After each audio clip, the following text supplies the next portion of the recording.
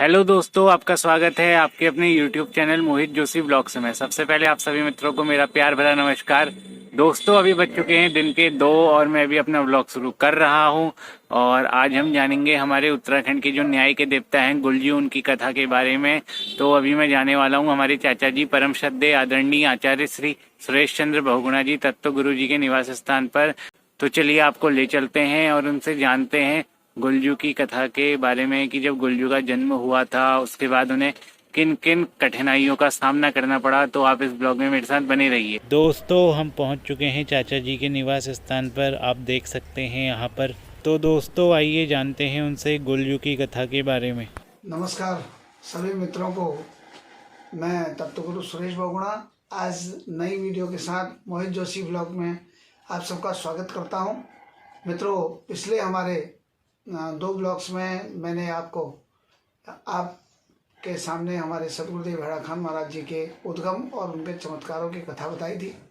आज मोहित जोशी जी के साथ मैं अपने कार्यालय में जुड़ा हूँ। भगवान हमारे उत्तराखंड के न्यायी देवता भगवान गुलजू के बारे में आप सबसे पर चर्चा करने के लिए, हमारे उत्तराखंड के सबसे प्रभावशाली और हर घर घर में पूजे जाने वाले भगवान गुलजू की महिमा के बारे में आज सबसे मैं आप सबके सामने सम्मुख खड़ा हूँ। और मित्रों, जैसे कि हमारे यहाँ गुलजू के बारे में कहा जाता है कि जब संसार में बेताल आदि ऐसे यहाँ के प्रेतों का, भूतों का राज हो गया और उस समय जो है अनेक प्रकार की व्याधियाँ ये लोग उत्पन्न करते थे। भूत प्रेत आदि की यहाँ जो है लोगों को परेशान करते थे। ऐसे समय में सभी यहाँ के भक्तों ने मिलकर के भगवान देवादिदेव महादेव और भगवान शंकर जी के साथ माँ भगवती पार्वती जी का स्तवन किया। और उनके स्तवन करने के बाद तब उन्होंने अपने कृपा से देवर्षि नारद के द्वारा संदेश भेजा कि मैं कलयुग के लोगों का उद्धार करने के लिए अपने ही पुत्र रूप में जो है गुलजू को जो है बटुक भैरव के अवतार के रूप में प्रकट कर रही हूँ। कहा जाता है कि पूर्व समय की बात है कि भगवान गुलजू ने यहाँ पर एक हमारे कत्यूरी राजाओं के जो सामंत थे, जिनका चंपावत गढ़ में जिनको दिया गया था, सामंतता दी गई थी, वो थे राजा झालराई। और झालराई जी के पुत्र हुए हैं राजा हालराई। और हालराई जी ने 7 विवाह किए, परंतु वो 7 विवाह करने के बाद भी उनकी किसी भी स्त्री से कोई संतान न हुई। अंततोगत्वा हालराई जी निराश होकर के एक दिन माँ भगवती पराम्बा जगदम्बिका के मंदिर गए और वहाँ जाकर के माँ का स्तवन पूजन अर्चन किया, माँ का संपुटादिक पाठ किया।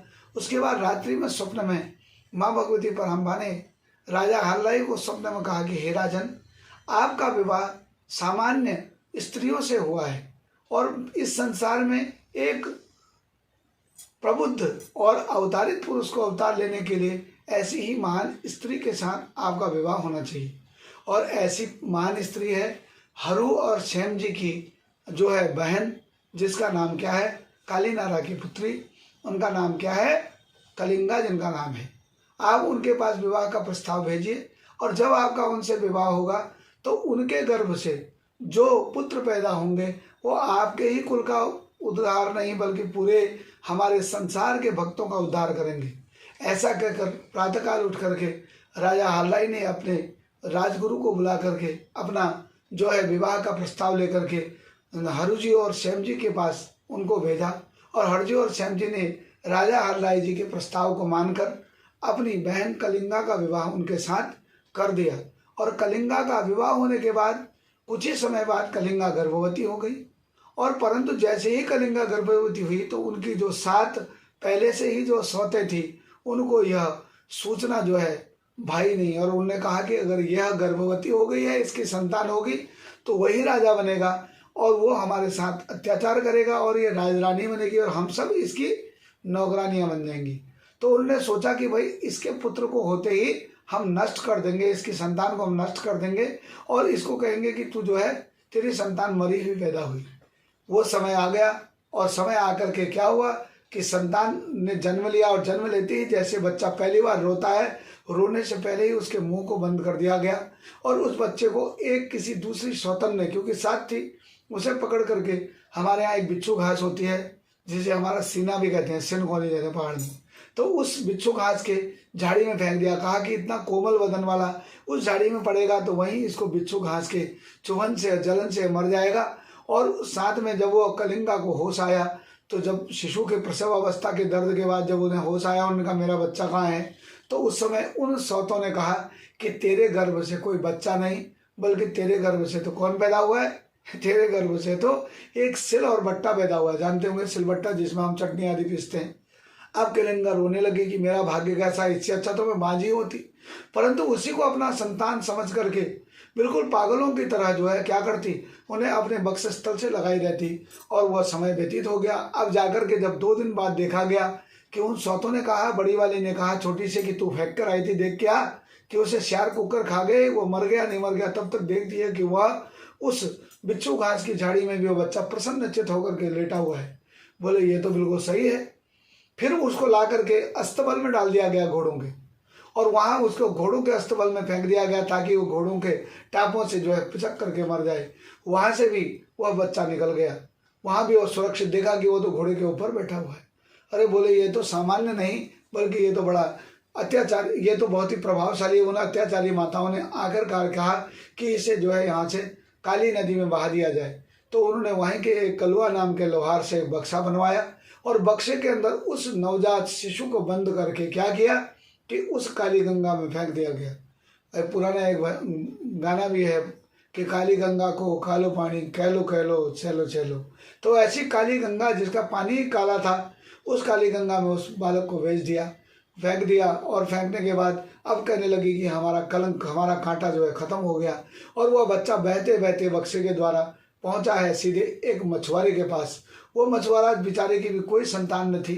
एक दिन और कुछ उस बेचारे के पास मछलियां भी उसके उसमें फंसती नहीं थी, क्योंकि पानी के बहाव में ज़्यादा अच्छा उसके पास वो जाल भी नहीं था। एक दिन जब उसने जाल डाला तो उसके जाल में वही बक्सा फंस गया।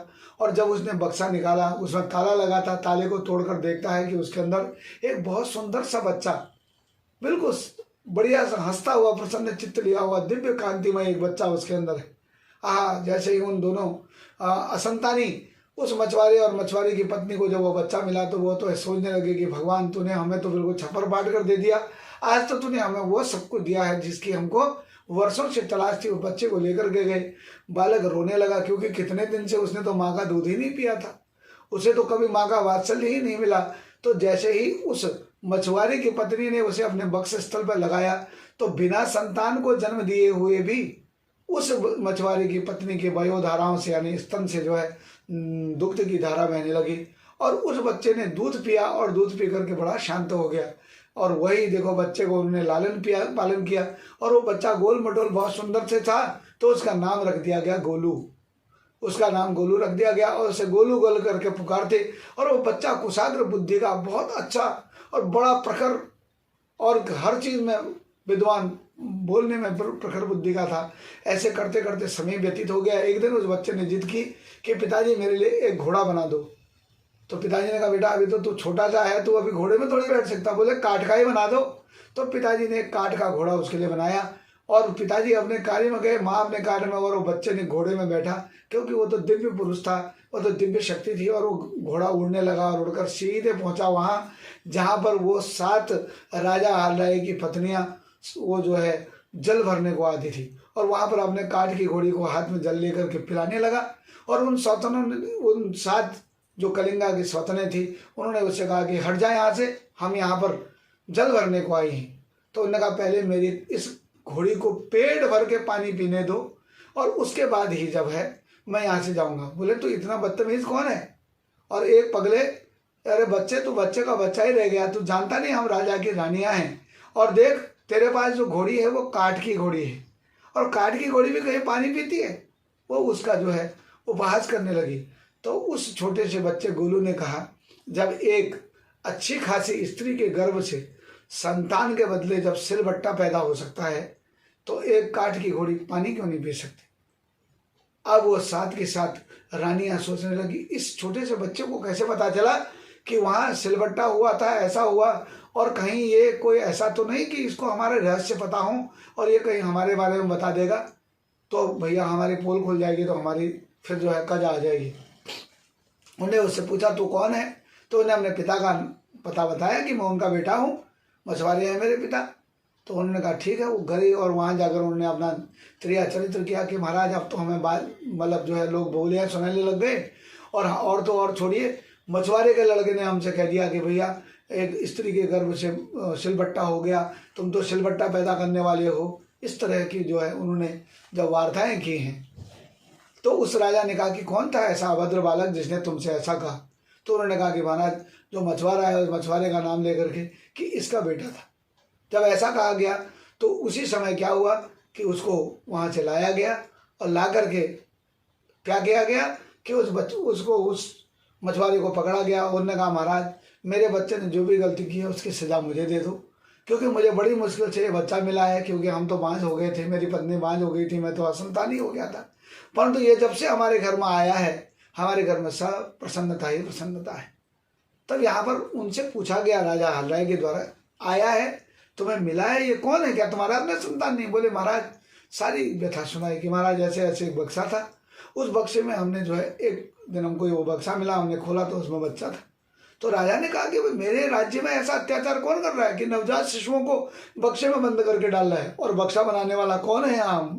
उस लोहार को बुलाया गया, कलवा लोहार को बुलाया गया, क्योंकि उसे बहुत सारा धन दिया गया था पहले, तो उसने बोला नहीं। फिर आखिरी में क्या हुआ कि राजा ने जब उसकी पिटाई की तो तब वो बोला कि महाराज असली में मेरे से वो बक्सा आपकी ही 7 रानियों ने बनवाया है।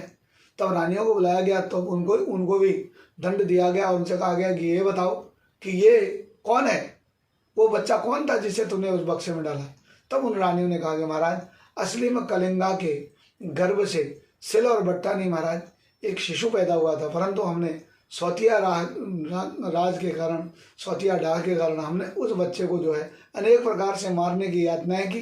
जब वो किसी प्रकार नहीं मरा तो आखिरकार हमने उस बक्से में बंद करके उन्हें वहाँ फेंक दिया। अरे उन्होंने कहा पापियों तुमने इतना बड़ा अत्याचार किया। तब उस मछुआरे से पूछा वो बच्चा है कहाँ? जहाँ हमें कोई चीज़ मिलने वाली होती है हम कितना हमारे अंदर क्यूरियोसिटी हो जाती है। और देखिए आज तो उनको अपना संतान मिलने वाली थी, तो वह मछुआरा गया और बच्चे को ले आया। अब कलिंगा से कहा कलिंगा तुम निश्चिंत हो जाओ, तुम्हारे गर्भ से संतान पैदा हुई थी और वो आ गया है। परंतु कलिंगा जी कहने लगी मैं कैसे मान लूँ, कहीं ये ऐसा न हो कि उस मछुआरे की कोई चाल हो कि वो हमारी संपत्ति लेकर के अपना पुत्र को जो है इस राज्य का जो है उत्तराधिकारी बनाना चाहता हो। तो उन्होंने कहा ये कैसे पता चलेगा? तो उन्होंने कहा मैं इस काली नदी के उस पार इस बच्चे को खड़ा करूंगी और इस पार से मैं अपने पयोधाराओं से दुग्ध की धारा डालूंगी। और क्योंकि मैं राजवंशी हूँ और मेरे पयोधारा में इतना वेग है कि उसको केवल राजपुरुष ही, राजवंशी ही कोई बालक उसको सहन कर सकता है और किसी की बस की बात नहीं है। तो ऐसा ही किया गया, उस बालक को नदी के उस तरफ और इधर से कलिंगा खड़ी हुई, उनने हमने पयोधाराओं में हाथ लगाकर जब जैसे ही उसको दबाकर दूध की धारा निकाली तो दूध की धारा का इतना तेज वेग था कहते हैं कि वो एक तूफान सा उड़ने लगा। और उधर उस बालक ने अपना मुख किया और उस पूरे दुग्ध को वो पी गया और प्रसन्न हुआ। बोले माँ दूध तो मैं पीता ही हूँ अपनी माँ का, परंतु आज मैंने अपनी जन्मदात्री माँ का दूध भी पी लिया। अब तो कलिंगा का क्या था कि वो तुरंत नदी के पार गई और उस बच्चे को अपने गोद मतलब गले से लगाकर फूट फूट कर रोने लगी। कहने लगी महाराज यही मेरा पुत्र है, क्योंकि यही मेरी पयोधाराओं के वेग को सहन कर सकता है। ऐसा कहकर के राजा ने उस बच्चे को लाए और उस बच्चे को ला करके फिर उन जो उसकी राजा की जो पहली 7 रानियाँ थी उन्हें दंड देने के लिए कहा, परंतु गुरु ने उनसे कहा कि महाराज इन्हें मृत्यु दंड मत दीजिए, क्योंकि ये मेरी माँ ही हैं। क्योंकि ये अगर ऐसा न करती तो शायद मुझे एक और माता पिता यशोदा और नंद बाबा जैसे माता पिता मछुआरा और मछुआरे की पत्नी के रूप में नहीं मिलते। तो इसलिए ऐसा कहकर इन्हें क्या करो कि इन्हें किसी और कार्य में लगा दीजिए, परंतु इन्हें मृत्यु दंड मत दीजिए। उस गोलू के कहने पर, बालक के कहने पर उन्हें छोड़ दिया गया, उत्सव मनाया गया। और उधर गोलू ने कहा कि महाराज मैं यहाँ राजमहल में आऊँ और जिसने मेरी जान बचाई, मेरा लालन पालन करके मेरे को इतना बड़ा बनाया, उनको भी महाराज इसी राजभवन में रहना चाहिए, वो मेरे माता पिता हैं। ऐसा कह करके गोलू स्वयं अपने माता पिता उस मछुआरे और मछुआरे की पत्नी को अपने वहाँ लाए और वहाँ रहने लगे। और इसके बारे में ये जो कथा है ये तो हमारे इस समय कलयुग की कथा है, परंतु गोलजू थे कौन, इनके पूर्व जन्म में ये कौन रहे हैं, क्योंकि इन्हें भगवान कृष्ण का अवतार माना गया। अभी आपने हमारे भी YouTube चैनल 2 पेनीज में भगवान गोलजू का एक भजन सुना होगा, दूधाधारी गोलू करके उनका एक भजन है गोलजू का। आप चाहें तो 2 पेनीज चैनल में देख सकते हैं, तो उसमें भगवान गोलजू को दूधाधारी इसलिए कहा गया क्योंकि उन्होंने देखिए उतनी तेज दूध की धारा को अपने मुख में सहन किया था, इसलिए दूध की धार से ही उनकी पहचान हुई कि यही कलिंगा के पुत्र हैं, इसलिए उन्हें दूधाधारी कहा जाता है। और उनको इतनी शक्ति कैसे मिली और उन्हें कृष्ण का अवतारी क्यों कहा जाता है, ये सब कहानी को जानने के लिए और उन्होंने फिर इस संसार में क्या क्या चमत्कार किए, ये कहानी को जानने के लिए आप मोहित जोशी जी के अगले ब्लॉग में मेरे द्वारा भगवान गोलजू की अग्रिम कथा को आप सुनेंगे, सेकंड पार्ट में सुनेंगे। क्योंकि मोहित जोशी जी देखिए आपको हमारे संतों के बारे में, हमारे देवी देवताओं के बारे में, अच्छी चीज़ों के बारे में बता रहे हैं। देखिए बहुत सारी चीज़ों के बारे में लोग बताते हैं, परंतु हमारे संत, हमारे देवताओं के बारे में ये अपनी तरफ से कोशिश करेंगे हम अच्छी इन्फॉर्मेशन अपने लोगों को, जो दूर दूर पर बैठे हुए हमारे लोग हैं, उन्हें दें। तो उसके साथ हम भी उनका जितना हमको जानकारी है, हम भी उनका सहयोग कर रहे हैं। इसलिए आपसे मेरा निवेदन है कि इस चैनल को सब्सक्राइब कीजिए, लाइक कीजिए और बहुत से अधिक लोगों को शेयर कीजिए, ताकि हमारी जो कुमाऊनी, हमारी उत्तराखंडी, हमारे गढ़वाल की संस्कृति है, यहाँ के देवता हैं, यहाँ के जो महान संत हैं, जिनके चमत्कार, जिनकी कृपा से आप पूरी दुनिया जिनके बारे में जानना चाहती है, उसको उन तक पहुँचाया जा सके। और मैं पुनः आपसे इनके अगले ब्लॉग में भगवान गोलजू की पूर्व जन्म की कथा, यानी कि द्वापर युग की कथा, और साथ ही साथ गोलजू के कौन कौन से चमत्कार इस संसार में हुए, इसके साथ आपसे मोहित जोशी के सेकंड वाले पार्ट में मोहित जोशी ब्लॉग में आपसे मिलता हूं। तब तक के लिए नमस्कार, जय गोलू देवता। दोस्तों आज हमने उत्तराखंड के न्याय के देवता गोलजू की कथा के पहले भाग के बारे में जाना है, जिसका अभी दूसरा भाग शेष है। और इसके ऊपर हमारी दो छोटी बहनें हैं, जागृति बहुगुणा और तोशिता बहुगुणा, उनके द्वारा एक बहुत सुंदर सा भजन प्रस्तुत किया गया है, जिनके चैनल का नाम है टू बैनीज। उसका मैं आपको डिस्क्रिप्शन में लिंक दे दूंगा, तो आप लोग एक बार उनके चैनल पे जरूर जाइएगा और उनके चैनल को भी लाइक, शेयर एंड सब्सक्राइब कीजिएगा। तो दोस्तों आज के ब्लॉग को यहीं पे एंड करते हैं। आशा करते हैं कि आपको ब्लॉग पसंद आया होगा। अगर आपको ब्लॉग पसंद आया तो इसे अपने दोस्तों के साथ शेयर कीजिएगा और हमारे चैनल को भी लाइक, शेयर एंड सब्सक्राइब करना ना भूलिएगा। नेक्स्ट ब्लॉग में फिर से आपसे मुलाकात होगी, तब तक के लिए जय देवभूमि, जय उत्तराखंड।